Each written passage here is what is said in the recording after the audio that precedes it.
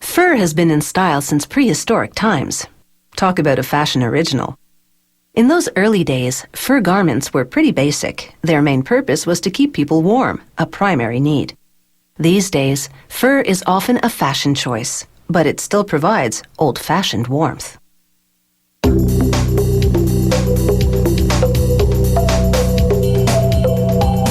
At the tanning plant, a worker sorts through raw beaver pelts purchased at auction.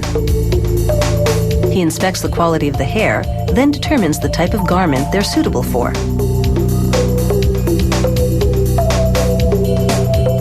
He hammers a lot number into the underside of the pelt. It perforates the skin. This technique is used so that the number stays on the pelt during processing. Using a pneumatic punch, he cuts out the ear cartilage. It's a crucial step. They need to get rid of the cartilage early on so the pelts can go through certain machines during tanning.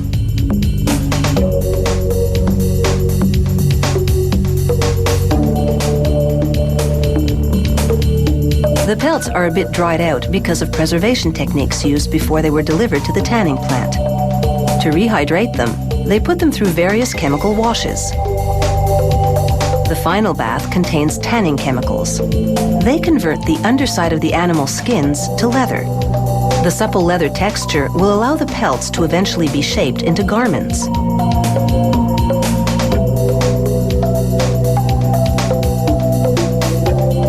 Between each wash, the furs go into a wringer. It spins out the excess liquid.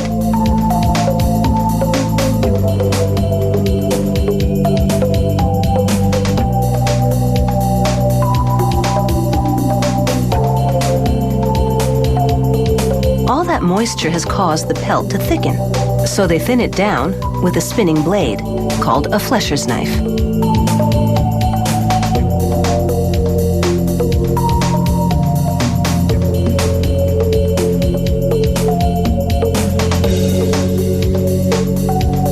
You need to be an expert to wield this tool.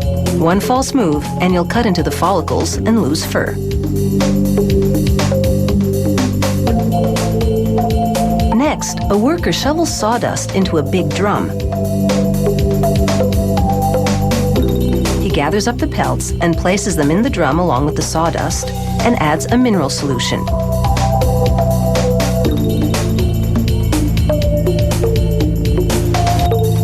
The drum turns, tossing it all for about half an hour. This cleans and conditions the leather side of the pelts.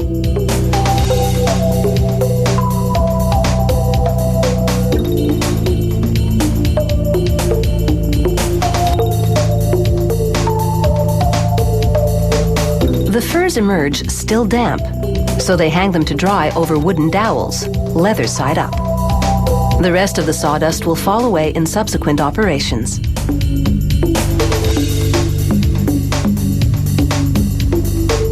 Now, a worker scrapes off the pelt's long hair to expose the downy undercoat. This undercoat has a more desirable look and texture.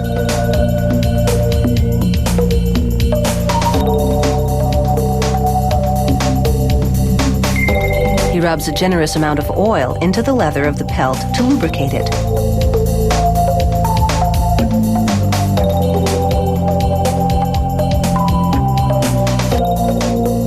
Then he tosses the pelts into a kicker box, so named for the automated kickers.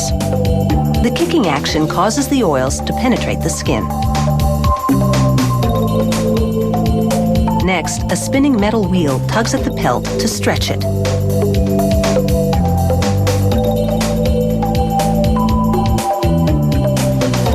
A worker cuts away the ragged edges. And it's into the hot press. This irons and adds luster to the fur. After a quick brush, the pelts get one more press. Then a shearing machine cuts the hairs to an even length. Finally, they bundle up the pelts for a trip to the garment factory, where they'll be great design material.